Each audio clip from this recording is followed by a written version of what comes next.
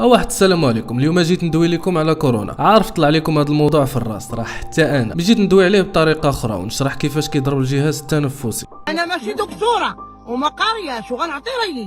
وحتى انا ماشي دكتوره امي ناعمه، بصح هادشي ماشي جبتو من عقلي، راه العلم اللي كيقولوا المصادر غتلقاوها في التعليق. ايوا حل معايا داك العقل ويلا بينا. خليونا نرجعوا من الاول ونعرفوا اشنا هو الفيروس. الفيروس هو عباره عن قشره او غلاف فوقها شويه د البروتين ولداخلها الماده الوراثيه اللي طالع عليها الفيل. دابا بغيتي تقول لينا بسبب قشره وسطها خيط واحد من الار ان اي ومدردر بشويه د البروتين هو اللي خالع البشري. اييه باش تعرف مش حرك ضعيف اخي الزنجي وتواضع مع اخوت. ونزيد كمعلم، هذا راه كائن غير حي من كيكون برا، اما من كيدخل الجسم فراه تيخدم. وباش نبسط لك داير بحال شي كارت سيم ما كتخدم حتى كديرها في التليفون، يعني خاصو ضروري يريح في شي خليه يتكا ويضرب الدكه عاد باش يبدا الخدمه. ندوزو دابا للمعقول ونتخيلوا دخل الجسم ديالك، الله يستر سميت كيهبط ديريكت الحب حياته الريه اللي فيها مليارات الخلايا اللي سميتهم ابيثيليال سيلز. هاد الخلايا كيلقى راحته معاهم حيت عنده فين يتشبت ويحقن الماده الوراثيه ديالو، وان فوا كيدخل كيستعمر ديك الخليه، نقولوا كيضرب معاها الكاغيط. وبحالو بحال بنادم كيبدا يطلب من مرته تحضر له الشهوات، غا هاد خونا كيطلبها كبيره وكيقول لها ديري لي نسخه مني. ولان الخليه سيلز مربيه وبنت الناس كدير داكشي اللي قال لها راجلها بكل سرور وفرح، ترى ما تقدرش تقول ليه لا. ومن ديك الساعه ما كاين غا نسخ يا ما تنسخ، حتى كتوصل واحد النقطه معينه وكيقول لها تفرقع يا كالمرضي دغيا نسيتي العشره. المهم كتفرقع وكينتشر الفيروس في ظرف ايام قليله، كيكون ضرب اللقط مع ملايين الخلايا الاخرى وكيبقى يعاود نفس البلان. هادشي كيفسر السرعه ديال الانتشار ديالو. هادشي كامل واقع وانت ما حاس بوالو، كتقدر تعادي الناس اللي حداك بلا ما تعرف.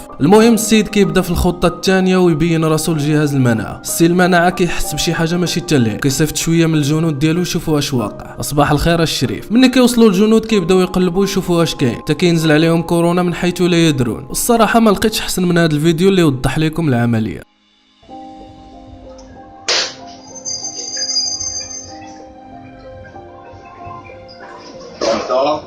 الجنود ما كيعرفوا من جاتهم الضربه، حتى شكون ضرب، كيتلفوا وكيعيطوا البقيه ديال الجنود. وهنا كيولي التشيار، وكيف اللي دار كيف اللي ما دارش، كلشي كياكل العصا. ومن كاين غير التشيار يعني حتى الخلايا السليمه كياكلوا الدق، كيوليو الانسجه ديال الجهاز التنفسي معرضين للتلف وما كاينش ليهم حتى علاج. ولكن في اغلبيه الحالات كيربحوا الجنود وكتولي كتشاف هذاك الشيء على حساب المناعه الشخص. هنا سالينا ياك لا سميتك واش غير اجيو سالين رجعوا الخلايا اللي دوينا عليهم في الاول. سيليز مرات كورونا تعرضت للتلف، وهذا الشيء ادى لتاكل الجدار الخارجي للرئتين، مما كيعني انه ولاو عرضه للبكتيريا اللي ما كانت كتدي منها والو، وليتي عرضه للموت. ايوا باش ما يشطحوا لك شهادو في عزاك ريح في داركم اسميتك.